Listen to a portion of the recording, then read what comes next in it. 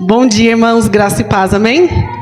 Então, eu quero compartilhar aqui, né, os primeiros 2 capítulos dessa semana do livro que nós estamos lendo. Realmente esse livro, eu não sei vocês, né, mas o Senhor tem falado muito comigo através desse livro, né? E se você não começou ainda a ler, eu quero incentivar você a pegar esse resumo aí que a gente vai dar agora de manhã e engrenar aí no livro, porque realmente, irmãos, tem sido uma bênção este livro, amém? Então, aqui no primeiro capítulo, a gente vê uma passagem que está lá em Êxodo 13, 21, que diz assim: o Senhor ia diante deles durante o dia numa coluna de nuvem para os guiar pelo caminho. Durante a noite, numa coluna de fogo para os alumiar, a fim de que caminhassem de dia e de noite. Nunca se apartou do povo a coluna de nuvem durante o dia, nem a coluna de fogo durante a noite. Então aqui, né, vamos colocar falar um pouquinho do contexto do texto, né? Então aqui o povo de Deus tinha saído do Egito e estava indo rumo a Canaã, a terra prometida, né? E o que aconteceu? Eles eram escravos no Egito. Eles eram escravos de Faraó. E eles tinham que seguir as ordens de Faraó. E Faraó dava uma meta para eles, diária, de um trabalho que eles tinham que cumprir. Caso eles não cumprissem esse trabalho, eles eram açoitados, né? Eles eram torturados. Não só eles, mas a família deles também. Então era uma situação bem difícil, né? Então eles tinham aquela meta. E eles sabiam que se no final do dia eles não tivessem cumprido aquela meta, ia ficar feia a coisa pro lado deles, né? Então, eles se desdobravam durante o dia, porque eles tinham que cumprir ali aquela meta. O que aconteceu? Quando Deus entrou na história deles, que tirou eles do Egito e levou eles pro deserto, a caminho de Canaã, o Senhor libertou eles. E o que aconteceu? Agora, eles não tinham mais uma regra para cumprir. Eles estavam livres. E eles não sabiam o que fazer com a liberdade deles. Então, eles sabiam que ali durante o dia eles tinham que trabalhar tantas horas por dia, eles tinham que cumprir aquilo ali para que a vida deles fosse relativamente assim menos pior ali no Egito. Mas agora não, eles eram livres e eles não sabiam o que fazer com a liberdade deles. Quantas vezes, irmãos, nós já não passamos por isso? A gente era preso, a gente era escravo, muitas vezes, do pecado. E quando o Senhor nos liberta, quando o Senhor nos tira do pecado, a gente não sabe o que fazer com a liberdade que o Senhor nos deu. A gente não sabe se a gente vai para a direita, se a gente vai para a esquerda, se a gente vai para a frente. Mas se a gente voltar para trás, a gente não pode.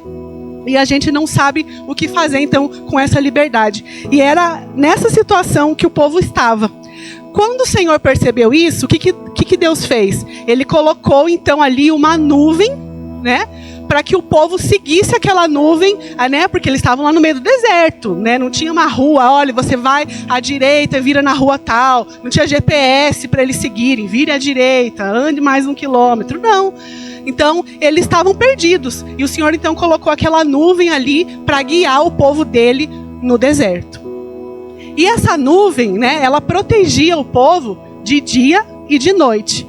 De dia, a nuvem trazia também sombra, né, para amenizar o calor, porque eles estavam no deserto.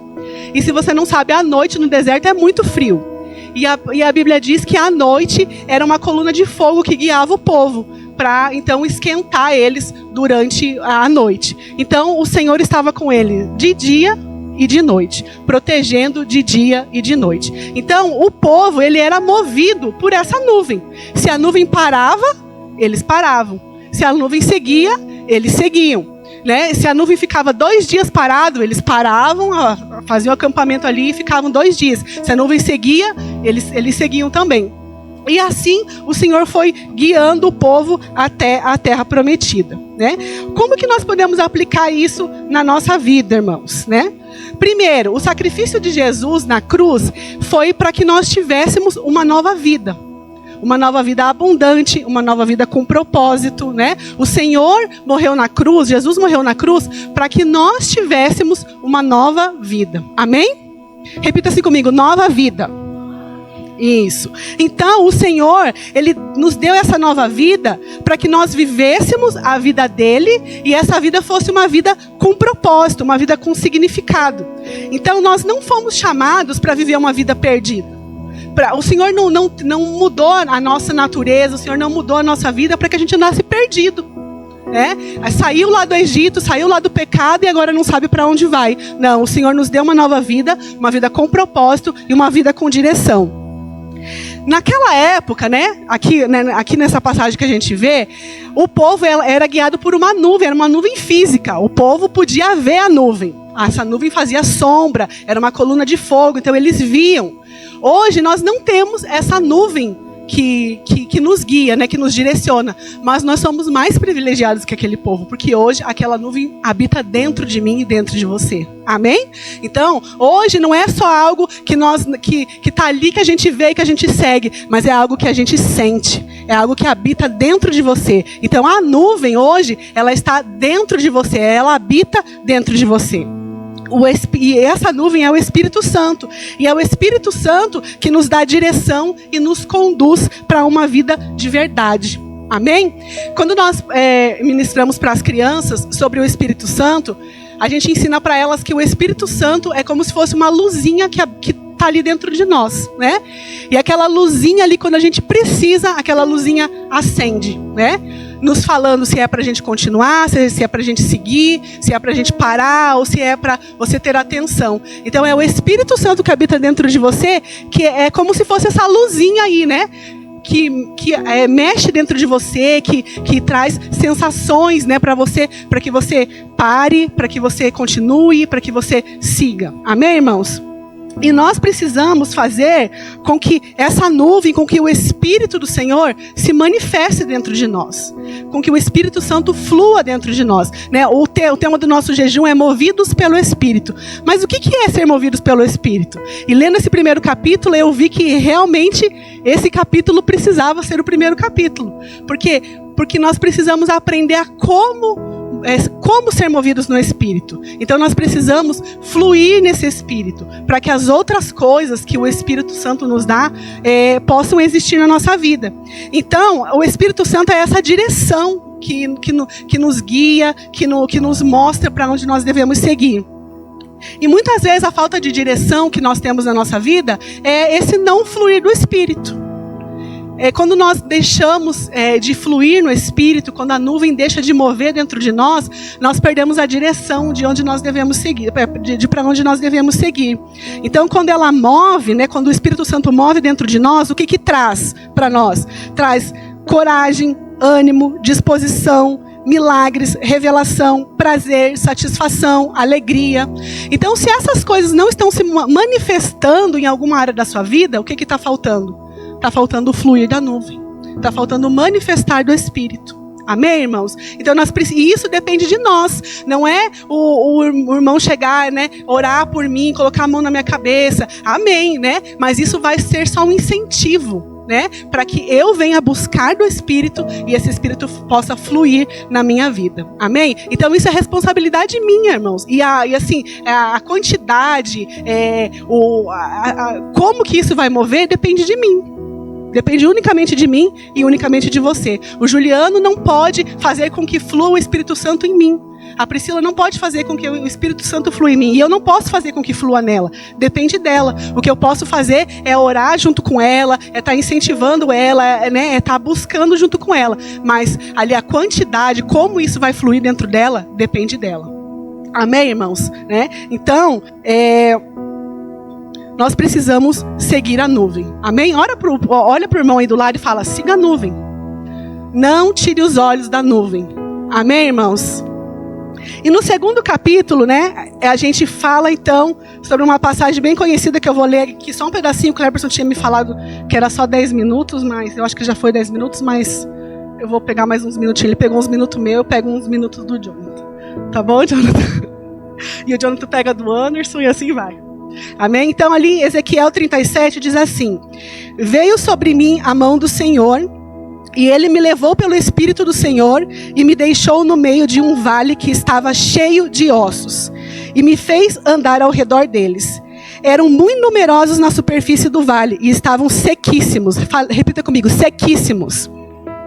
Então me perguntou: filho do homem, acaso poderão reviver esses ossos? Respondi: Senhor Deus, tu o sabes, disse-me ele. profetiza a esses ossos e diz-lhe: ossos secos, ouvi a palavra do Senhor. Assim diz o Senhor Deus a estes ossos: eis que farei entrar o Espírito em vós e vivereis. Amém? Então aqui uma passagem bem conhecida, o Vale de Ossos Secos, né? Que não era só o Vale de Ossos Secos, era o Vale de Ossos Sequíssimos, né? Então aqui, o que me chamou muita atenção nesse capítulo é que ali Deus estava treinando o profeta dele. Levou o profeta dele diante desse Vale de Ossos Sequíssimos. E o que me chamou muita atenção é que a primeira coisa que ele fez, ele perguntou para o profeta, né? Se podia ou não podia haver vida ali naquele vale. Era Deus que estava falando com ele. Deus sabia que podia haver vida. Era, né? Ele, através dele flui a vida. Só que ele perguntou primeiro para o profeta: pode ou não pode?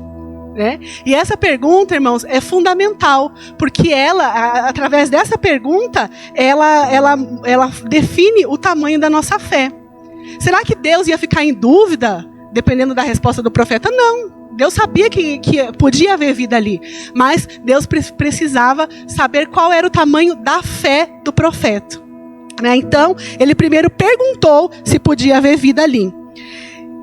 Então, irmãos, esse capítulo ele fala muito que nós precisamos ver além do natural.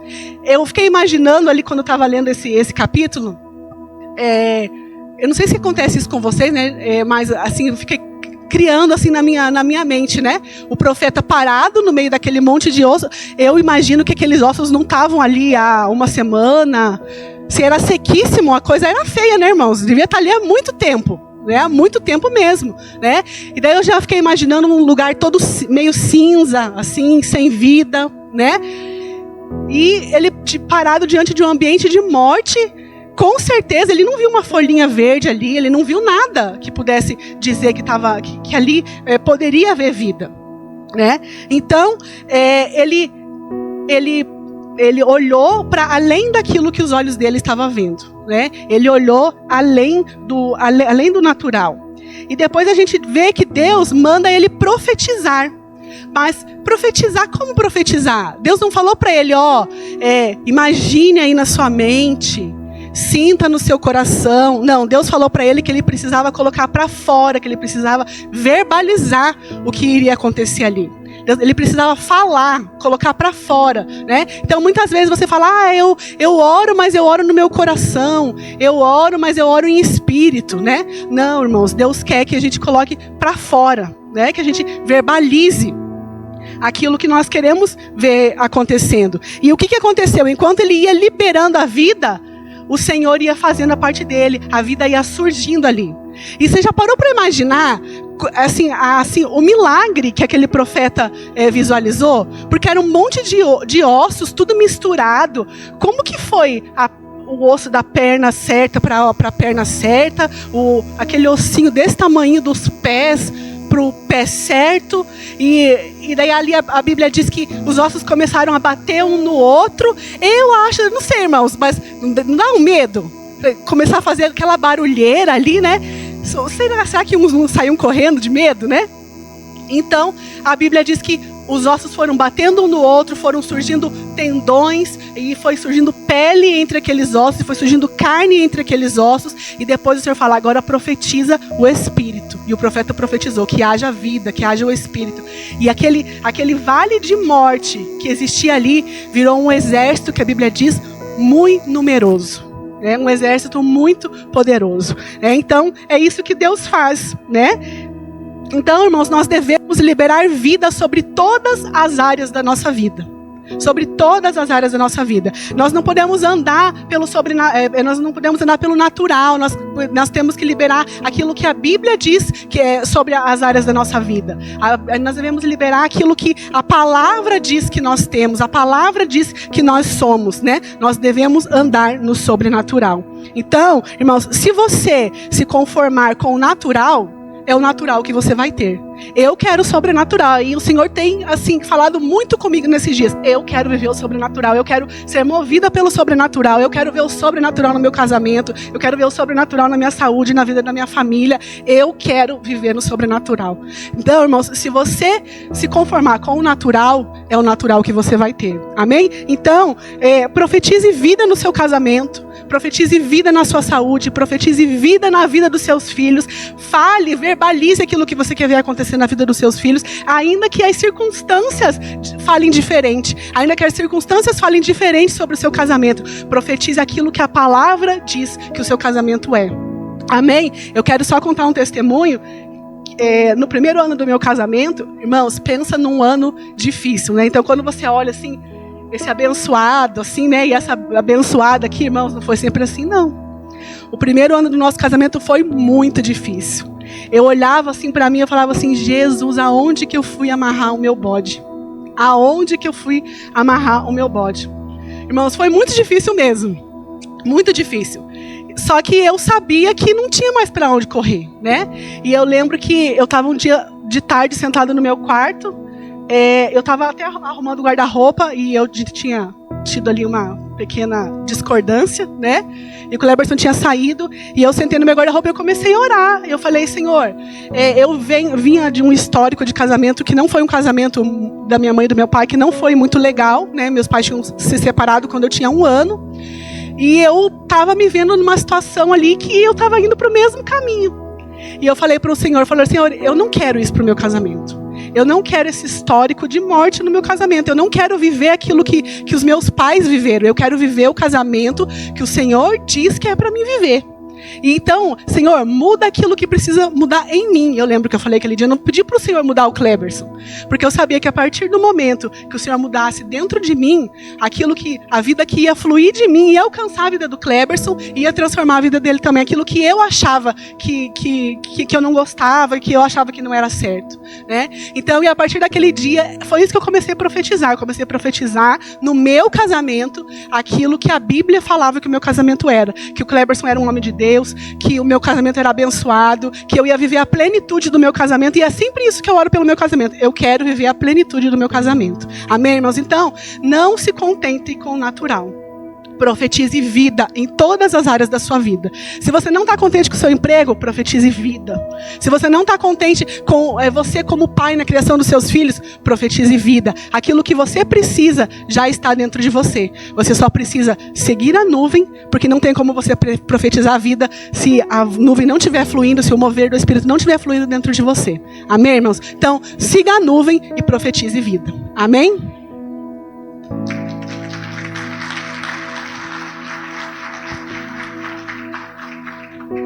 Pessoal, tá aí a moça que não quer falar, né? Amém? Diante do que nós estamos lendo, né? Para ser bem dinâmico e não parar, nós vemos que esse livro tá falando alguns pontos muito específicos. Amém? Então, algumas coisas que o Espírito Santo faz em nós. Dentro dessa caminhada você vai perceber que o Espírito Santo faz algo em nós, né? Então nessa primeira semana você vai notar isso. O que o Espírito Santo faz em você? Eu dividi aqui em 3 partes básicas para ser mais entendível, né? E para ficar mais claro. Nós vemos ali que a irmã compartilhou sobre a nuvem, né? Que a nuvem dá a direção, está levada para o Espírito Santo. Nós vemos ali no capítulo 2 os ossos secos, né, que traz a vida. O Espírito Santo traz a vida onde está morto. E agora a partir do 3 nós vamos ver aqui que ele chama nós para uma atitude. Diga atitude. Fala para o seu irmão, você precisa ter atitude. Porque às vezes nós percebemos assim: o irmão está lá vários anos que ele conheceu a Deus, ele está lá vários anos que ele já tem o Espírito Santo habitando dentro dele e nada muda. E ele fica às vezes se indagando com o Senhor: o que está acontecendo que aqui não flui nada? Então você tem todas as ferramentas, mas muitas das vezes está faltando atitude. Então sem atitude nós não vamos a lugar nenhum, amém? Em todas as áreas, se você não posicionar e ir, não vai acontecer, né? Então vamos lá, 1 Samuel capítulo 17, versículo 31 ao 37, vamos ler esses 4 versículos. Ouvido as palavras de Davi, que Davi falara, anunciaram-nas a Saul, que mandou chamá-lo. Davi disse a Saul: não desfaleça o coração de ninguém por causa dele. Teu servo irá pelejar contra esse filisteu, Porém Saul disse a Davi: contra o filisteu não poderás ir para pelejar com ele, pois tu és ainda moço, e ele é um guerreiro desde a sua mocidade. Então vamos lá. Aqui o autor do livro está falando sobre Davi e Golias, né? Acredito que todos nós aqui vamos conhecer essa história, onde o pequenininho lá derrubou o grandão. Nós vemos no começo do texto aqui que com certeza Saul olhou para Davi e olhou para o natural das coisas. Quando ele olha para Davi, ele fala assim: ó, você é muito pequenininho, e não dá para você encarar esse gigantão aí. Não tem como você encarar ele. Ele olhou naturalmente. Nós gostamos muito de enfatizar muito isso aqui, né? É o natural. Você falar as coisas do natural é diferente do que você fala no espiritual. Porque naturalmente Saul olhou e falou assim: ó, a boca não dá para você aqui, queridão, que não vai dar boa. Então qual que é a ideia aqui, né? A ideia foi que Davi teve que mostrar a ele o que ele já era capaz, para ele poder entender o sobrenatural. Então Davi chega para ele, né? Para a gente ganhar tempo, vamos meio que parafrasear a história aqui. Você vai ver que Davi chega para ele e fala assim, trocando aqui na nossa palavra, na nossa linguajar de hoje: ó, queridão, eu já matei um leão e eu já derrubei um urso, né? O leãozão eu esfaqueei e o urso eu peguei pela barba e detonei também. Então assim, quando Saul ouve isso, ele começa a entender e crer, e ele deixa com que Davi vá pelejar contra o gigante. É interessante, né, que muitas pessoas não falam, né, que Davi, quando ele foi para matar o gigante com 5 pedras, né? Ele não estava com medo de errar, não. É que o gigante tinha mais 4 irmãos, então ele tinha uma certeira para cada um. É a certeza do que ele estava fazendo, amém? Então nessa caminhada nós vemos que Davi, primeiramente ele recebeu do Senhor uma promessa diante do profeta Samuel. Samuel foi lá como se fosse agora. Se nós colocássemos esse texto nos dias de hoje, ele vai lá, ele recebe o Espírito Santo, ele vai passar alguns dias bons, e como o Cleverson mesmo disse aqui, alguns dias ruins virão, e ele teve que posicionar em atitude contra aquele problema. Então todos nós algum dia vamos ter algum tipo de problema, e mesmo que você tenha o Senhor no seu coração, mesmo que você tenha o Espírito Santo, se você não fizer nada, muito possivelmente você vai sofrer com as consequências desse problema. Então nós precisamos ter dentro desse impasse, ter o id. Amém? Então Davi estava lá, muito belo e formoso. Samuel veio e profetizou sobre a vida dele, pois o rei que estava no momento não estava de acordo com a vontade de Deus. Nesse tempo, Davi, além de ser moço, as coisas não mudaram como estralar de dedo. Às vezes a gente fala assim para uma pessoa nova convertida: você aceitou Jesus agora, você confessou como seu Salvador, a tua vida vai mudar. E o cara acorda no outro dia, tá a mesma coisa, não mudou nada, né? Tá a mesma rotina de sempre. Então nessa caminhada, quando você confessa Ele, quando você entende que Ele colocando nos nossos dias, talvez amanhã não mude nada, depois da manhã não mude nada, mas vai acontecendo com que no caminhar dos dias, você percebendo que Deus está com você, você vai ver que você vai precisar ter posicionamentos diários. Eu só posso vencer uma dificuldade se eu posicionar, eu só posso vencer um vício se eu posicionar, eu tenho que agir e ir. Então não adianta você ter só o Espírito Santo, não adianta só Ele habitar em você saber da existência de Deus, nós falamos muito aqui, se você não abre a sua boca, se você não levanta da sua cama e vai, se você ficar só deitadinho, se você não falar de Deus para os seus vizinhos, para os seus amigos, né? Uma alegria, né? O Cleberson comentou do Vado aqui, né? Muitos anos, quase pouco eu falei do Evangelho para ele, mas muito eu apresentei como a minha vida. Então no dia a dia, um dia ele falou, olhou nos meus olhos, como a piazada diz, olhou na bulica do meu olho e falou assim: eu sempre quis algo que você e a sua esposa têm. E eu fiquei emocionado naquele momento, porque eu sempre quis expressar Deus, sempre quis expressar Jesus. talvez a gente às vezes acha que não está expressando, mas o seu vizinho lá, que aquele que você às vezes não está falando nada, ele está vendo qual que são os seus passos. Amém? Então aqui essa divisão em 3 partes, né? Nós vemos aqui então o fluir de Deus. Aprender a viver no Espírito Santo de Deus. Quando ele foi ungido, ele recebeu o Espírito Santo. Ele recebeu o poder de Deus, né? Ele estava ali com a ajuda de Deus, né? Então Davi, mesmo tendo tudo isso, ele precisava entender como era a sua caminhada diária. Então nós vemos lá o segundo ponto, é que ele teve os problemas, né? Apareceu um leão para devorar uma das ovelhas. Davi descobriu que agora havia dentro dele. Dentro dele havia um poder inimaginável. Naturalmente falando, aquele rapaz pequeno, de baixa estatura, né? Ele não poderia derrotar um leão, muito menos um urso. Mas ele entendeu o que estava dentro dele. E a minha pergunta para mim e para você hoje: você sabe o que está dentro de você? Você tem a convicção do que habita dentro de você, se você confessou Jesus já? Nós precisamos ter a convicção, pois o mesmo Espírito que ressuscitou Jesus habita em mim e muito possivelmente em você. Você tem que ter essa certeza. Amém? Então vamos lá.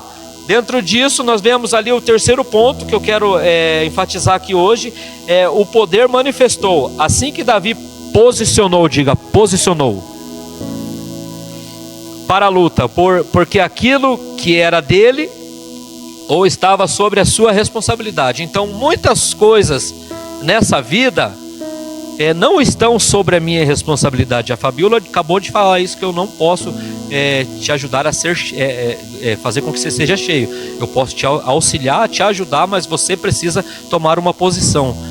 Então nós vemos aqui que Davi precisou posicionar, porque as ovelhas estavam ao seu cuidado, e se ele não tivesse feito nada, muito possivelmente o leão vinha hoje, vinha amanhã, vinha depois da manhã e ia comer tudo.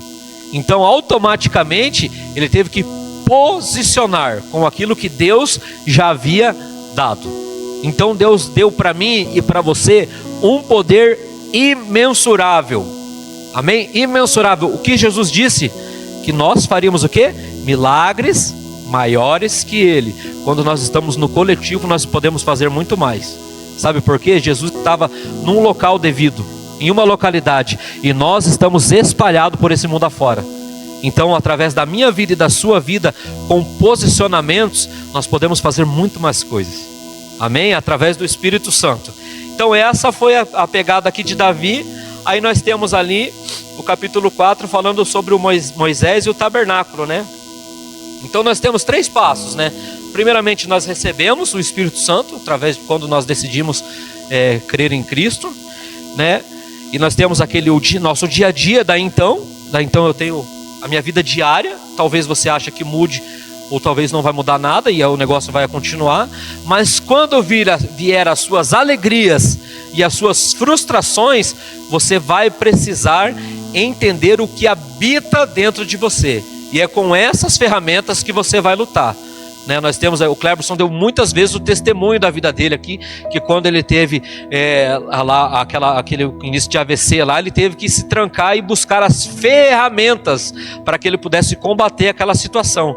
Então muitas das vezes nós vemos pessoas que não buscam as ferramentas, elas ficam dependentes e carentes de alguém que venha fazer por ela. E nem tudo eu posso fazer por você e você por mim. Até porque eu moro no Tatuquara, área de risco. E você talvez mora aqui no Fazendinha, né? Você mora aqui no Campo Comprido. Então você precisa estar ligado, porque você vai estar muitas das vezes sozinho. Então Moisés, né, não é tão diferente de Davi, você vai perceber. Que primeiro Moisés foi o quê? Escolhido. Diga, escolhido. E você foi o quê? Escolhido, amém? Então nós vemos a mesma história de Moisés e Davi, só que de pontos de visões diferentes e com contexto diferente, mas basicamente são os mesmos 3 pontos. Na caminhada nós vemos Moisés sendo escolhido, Deus escolheu ele e falou para ele assim: queridão, você vai libertar o nosso povo. Moisés falou: eu não consigo. Deus pegou e deu o quê?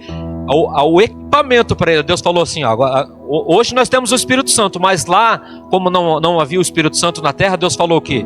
Eu vou te dar ferramentas para que você vença os seus problemas, para que você alcance o objetivo e chegue num ponto finito. Então Deus dá o que para ele? Fala, você tem um cajado na sua mão, ele agora está cheio de poder, você pode jogar no chão, você vai ver ele transformar. Deus fala para ele colocar a mão no seu peito, a mão dele enche de lepra, ele guarda de novo a mão sara. Parecia que era um mago, né? Mas era muito poder de Deus. Nessa caminhada, agora que Moisés entende que ele está cheio do poder de Deus, ele vai. Então muitos dias foram tranquilos nessa caminhada dele. Ele foi, chegou lá no faraó, começou a falar que era para libertar o povo, né? Se você sabe a história, aí começou a acontecer as coisas, foi uma praga, 2 pragas, 3 pragas, e o negócio estava rolando. Moisés estava fazendo aquilo que Deus havia lhe falado, e estava apresentando o quê? As ferramentas que Deus havia lhe dado. Nessa caminhada, quando ele chega diante de faraó, quando o faraó liberta ele e o povo de Israel para ir embora, eles vão em diante ao deserto. E nós vamos ler ali em Êxodo 14, versículo 9 e 16, que diz assim: perseguiram-nos os egípcios, todos os cavalos e carros de faraó, e seus cavalarianos, e seu exército, e os alcançaram, acampados junto ao mar, perto de Pierote, de fronte a Baal-Zefon. E chegando Faraó, os filhos de Israel levantaram os olhos, e eis que os egípcios vinham atrás deles, e temeram muito. Então os filhos de Israel chamaram o Senhor e disseram a Moisés: será que por não haver sepulcros no Egito, que nos tirasse de lá, para que morramos no deserto? Então agora o povo ali ficou totalmente assustado, porque eles estavam lá, não era de boa, porque eles eram escravos, mas estavam no deserto. Mas a história aqui que nós queremos enfatizar é Moisés. Então Moisés está de um lado, o mar está do outro, e o exército de Faraó vindo em frente. Moisés, assim como o povo, ficou apavorado, pois agora nós vamos morrer. Será que não tem sepulcro suficiente lá no Egito, porque você trouxe nós para cá? Então o povo clama a Moisés, a Deus, através da vida de Moisés. Moisés vai o quê? Falar com Deus. O que o Senhor pode fazer por mim? Então, pensando no linguajar de hoje, Deus vai dar nos dedos de Moisés, né? Fala, o que eu te dei? O que você tem nas mãos? Então, quais são as ferramentas? Então, trocando a ideia junto com o texto de Davi, nós vemos que 2 têm ferramentas, mas talvez um, na hora H, não sabe usar. Então, Deus dizendo isso a Moisés, Moisés levanta o seu cajado, o mar se abre e eles passam por terra seca, amém? Até aí todo mundo sabe a história. Mas o que eu quero enfatizar e deixar muito claro aqui é que Deus, através do Espírito Santo, nos deu muitas ferramentas para que nós vivamos, amém? Para que nós possamos caminhar, trilhar a vida cristã rumo ao alvo. Então Ele te deu muitas ferramentas, e a minha pergunta, que é para mim e para você: você tem usado as ferramentas que Deus te deu? Uma é através da palavra. Talvez nós temos o nosso palavreado muito errado. A outra é através de posicionamentos. A preguiça não vence nada, meus irmãos. Assistir TV o dia todo não vence nada. O mover de Deus está aí, para fora. Além do que, nós somos equipados aqui no nosso QG, né, meu irmão? No nosso QG, e daqui para lá, você precisa saber como agir. E eu vou dizer para você com muita tristeza, ainda vai ter muitos problemas na sua vida.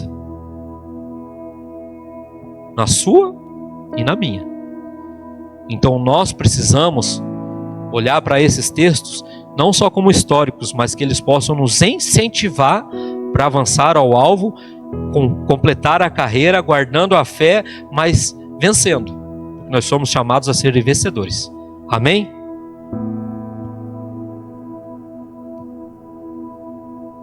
Pais amados, bom dia. Amém.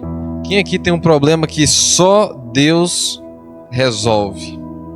Só Deus, assim. Você fala assim, olha, esse aqui só Deus resolve. Alguém tem?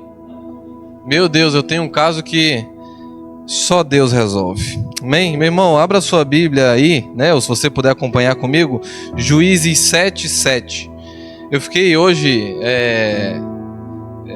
na responsabilidade de falar para você do capítulo 5 e 6, que é de Gideão e de Paulo ali na prisão. Juízes 7:7 diz assim, olha: Aí o Senhor disse a Gideão: com estes 300 homens que lamberam a água, eu libertarei vocês e lhes darei a vitória sobre os midianitas.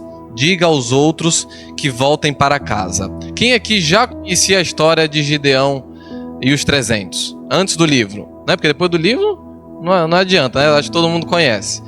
Todo mundo já conhecia? Amém? Então, olha, Gideão, ele com 300 homens, ele venceu os midianitas, que eles eram 135 mil. 135 mil era o tamanho do exército dos midianitas, e Gideão só com 300 venceu.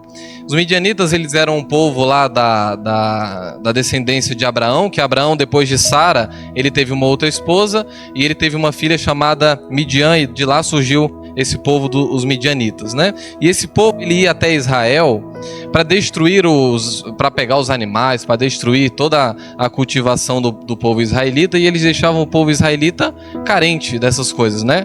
Na necessidade. E então o povo israelita, eles clamavam a Deus: Senhor, nós precisamos de uma solução. E aí Deus levanta Gideão. E Gideão, se você ler ali, são 3 capítulos só na Bíblia, Juízes 6, 7 e 8. Você vê que Gideão, ele tinha um coração que ele acreditava nas palavras do Senhor. Ele acreditava, ele tinha fé que aquilo que o Senhor dissesse iria se cumprir. E por isso é que Deus escolheu Gideão. Então, olha, Gideão, ele vai e reúne 32 mil homens, amém? Vocês lembram disso?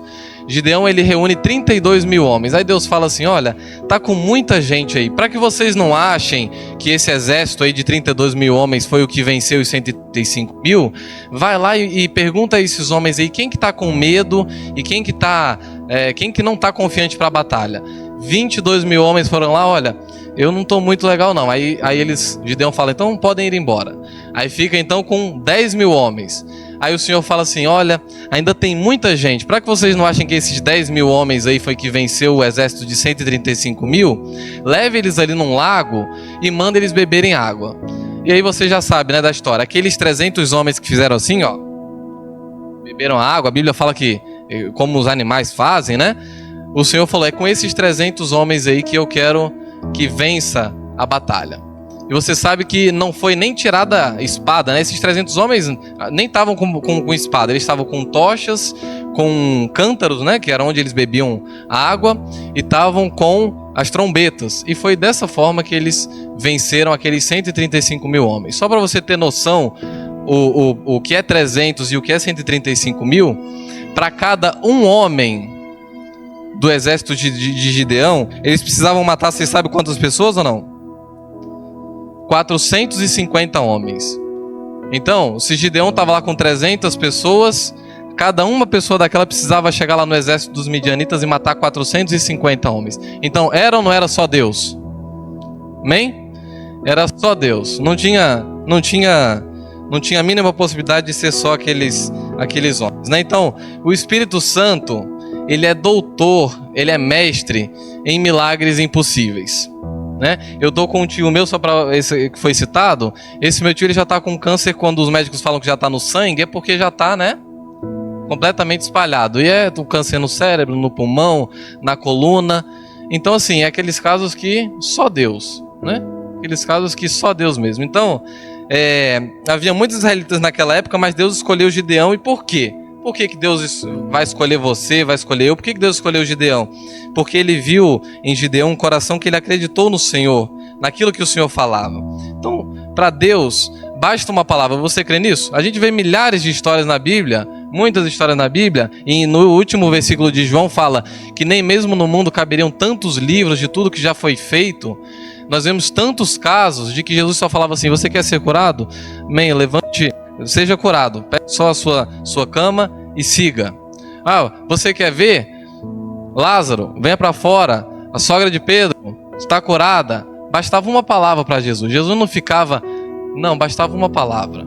E na nossa vida é a mesma coisa. Olha, basta uma palavra do Senhor Jesus para mudar qualquer situação impossível da nossa vida. Mas para isso, nós precisamos também fluir do Espírito Santo. Amém? Quem tem sentido o fluir do Espírito Santo desde que começou o jejum, desde que começou esse culto? Quem tem sentido esse fluir do Espírito Santo? Amém? Eu tenho sentido, tem sido muito bom esses primeiros 7 dias aí. Eu tenho sentido esse fluir do Espírito Santo. Então, para Deus basta uma palavra, seja curado, seja liberto, seja livre da depressão, da ansiedade. Amém? Meu Deus, para o Senhor basta uma palavra. Nós precisamos fluir dessa forma. Então, usemos nossa boca para profetizar e para abençoar. Use sua boca não para palavras negativas, né, como o mundo fala. Não, meu Deus, seja positivo, seja, meu Deus, olha, eu creio nesse milagre, eu creio que o Senhor pode. Olha, eu creio que o Senhor pode te libertar. Amém? No nome de Jesus. Então, quando tudo parecer impossível na sua vida, creia que Jesus ele já superou o nosso pior inimigo que nós tínhamos. Se você sabe, arrisca aí qual que é ou não. Pior coisa que podia acontecer na nossa vida, que o Senhor já nos salvou disso. Era a condenação eterna, né? Eu e você, nós merecíamos, era estar lá, olha. Tá lá não, né? Meu Deus, ninguém aqui, ó. Ninguém aqui acontecerá isso. Ninguém vai viver isso, ninguém. Mas o que nós merecíamos era na condenação eterna e queimar naquele fogo do inferno. Meu irmão, se você não acredita nisso, se você não se vê, não tem essa consciência disso, reveja os seus conceitos, se você realmente tem o Espírito Santo dentro de você, se você tem essa consciência de que eu não merecia a salvação que o Senhor já me concedeu de graça. Eu não precisei fazer esforço nenhum. O que você precisou fazer? Nada. O Senhor já te concedeu a salvação de graça. Mas a gente precisa fluir o Espírito Santo. Fluir o Espírito Santo na nossa vida. Bem, então, creiamos nisso. O nosso pior inimigo o Senhor já superou, que foi a condenação eterna. E o outro é o texto lá de Paulo e o terremoto na prisão. Atos 16, 24, 28 diz: depois de receber essa ordem, o carcereiro os jogou numa cela que ficava no fundo da cadeia e prendeu os pés deles entre 2 blocos de madeira. Então eles estavam presos e com os pés presos lá numa madeira. Mais ou menos à meia-noite, Paulo e Silas estavam orando e cantando hinos a Deus, e os outros presos escutavam. De repente o chão tremeu tanto que abalou os alicerces da cadeia. Naquele instante todas as portas se abriram e as correntes que prendiam os presos se arrebentaram. Aí o carcereiro acordou. Quando viu que os portões da cadeia estavam abertos, pensou que os prisioneiros tinham fugido. Então puxou a espada e ia se matar. Mas Paulo gritou bem alto: não faça isso, todos nós estamos aqui. Bem, todos então conhecem também essa história. Eu fico imaginando, foi muito interessante, que eu lembrei logo do Renan. O Renan tá até saindo ali, ô Renan. Eu lembrei de você, de mim e de você na história, que eu não sei porque veio o Renan na minha mente. Eu fiquei imaginando eu e o Renan presos lá numa madeira na prisão.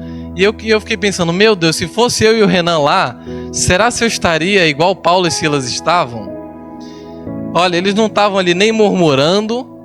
O carcereiro, só para você entender, ele estava preso. E enquanto eles adoravam e oravam, né? Imagina eu e o Renan lá orando e adorando. Enquanto isso aconteceu, houve um terremoto e a cadeia abriu. Toda se abriu. Então eles podiam fugir. Aí o carcereiro acorda: meu Deus, o que está acontecendo? O que está acontecendo aqui? Aí quando ele ia se matar, meu Deus, ó, todo mundo fugiu. Quando ele ia se matar, Paulo grita: não faça isso, nós estamos aqui.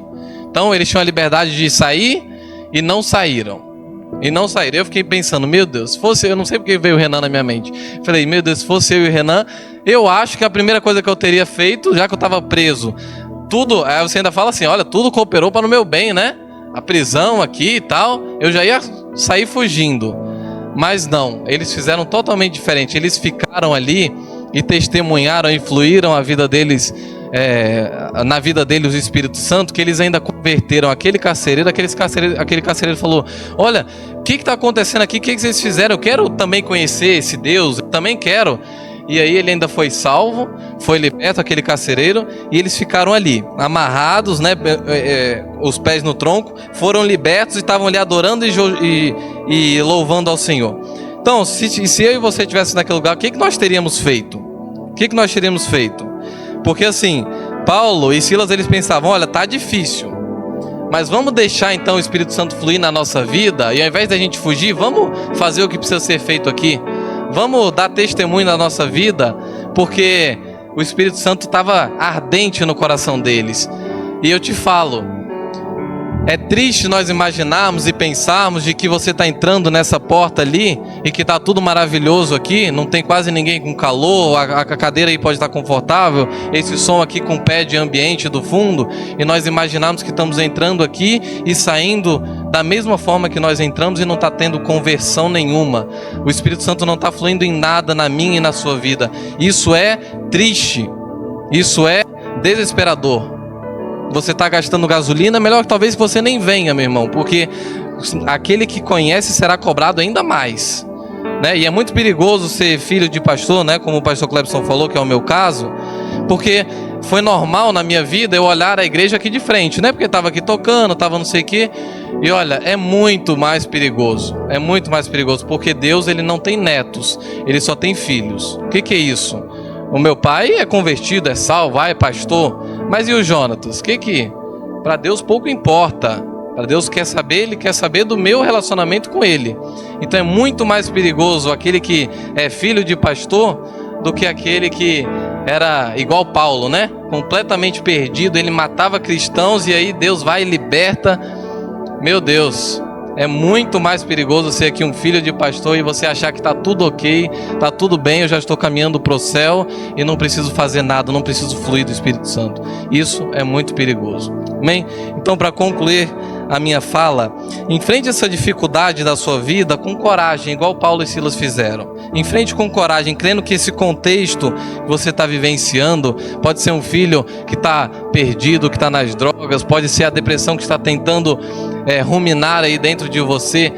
Meu Deus, cite palavras de que, Senhor, olha, isso aqui não vai entrar na minha vida, eu não permito que isso aqui venha me guiar. Não, o Espírito Santo é que vai guiar a minha vida. Então, flua o Espírito Santo dentro de você, através, sabe de quê? Do seu testemunho na sua vida, no seu trabalho e com as suas palavras. Amém? Não importa, lidar com gente, lidar com cliente, lidar com o patrão não é fácil, mas que a gente saiba fluir essa graça que só o Espírito Santo nos concede. Amém? No nome de Jesus, que Deus abençoe. Aleluia. Amém, irmãos? Tão bom esse período de jejum para a gente nos posicionar, amém? Né? Acho que nós estamos aprendendo essa semana que, e estamos ouvindo faz anos, que nós temos Deus já nos deu tudo em Cristo.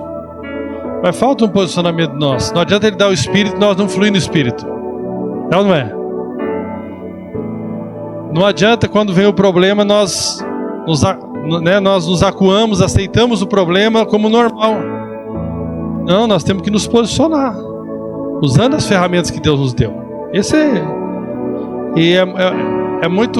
Teria sido muito pior para mim, eu vou te falar algo aqui muito sério hoje. Se na primeira oração que eu fiz ou que eu recebi, quando eu estava com a minha artéria inflamada, eu já tivesse recebido o milagre, eu não teria recebido tanta transformação de Deus como no processo. Hoje, aquela tribulação que eu passei me ajuda a passar pela tribulação com meu pai, né? Você escuta ali do médico ali, dá uma desorganizada no coração às vezes ali, depois eu volto e falo, não. Evidentemente que ele vai morrer uma hora, irmãos. Não acho que eu estou achando que ele... Mas quem comanda não é a doença.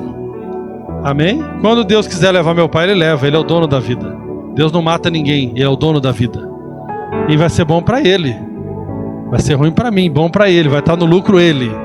Amém? Mas enquanto Ele está aqui, eu vou profetizar a vida abundante. Quando Deus quiser, leva Ele. E a vida é mais abundante ainda. Amém?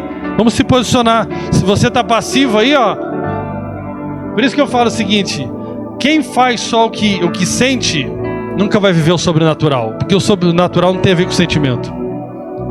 Então, tem gente que acha que eu comecei a jejuar lá no primeiro dia, que estava com a vontade de jejuar. Nossa, eu amo jejuar. Que delícia. Não.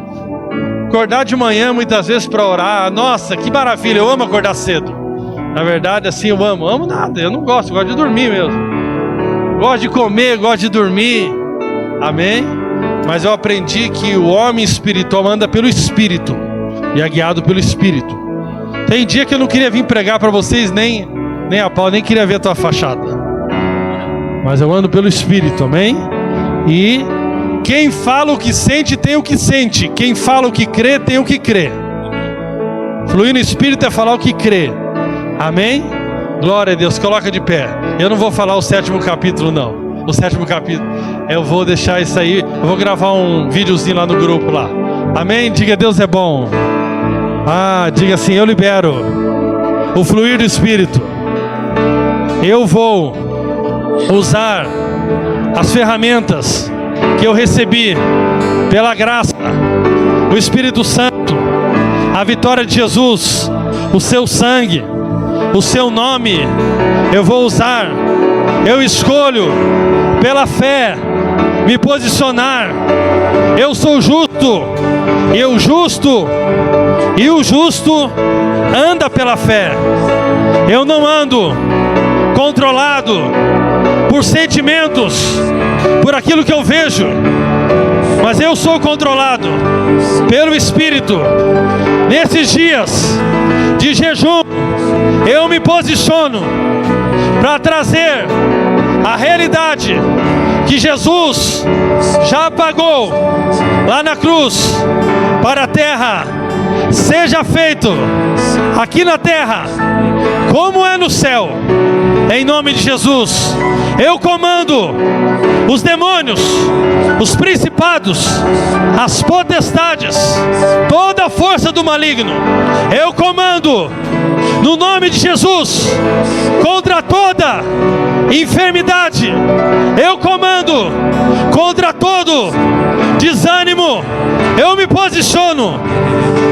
Eu declaro que minha postura muda em nome de Jesus.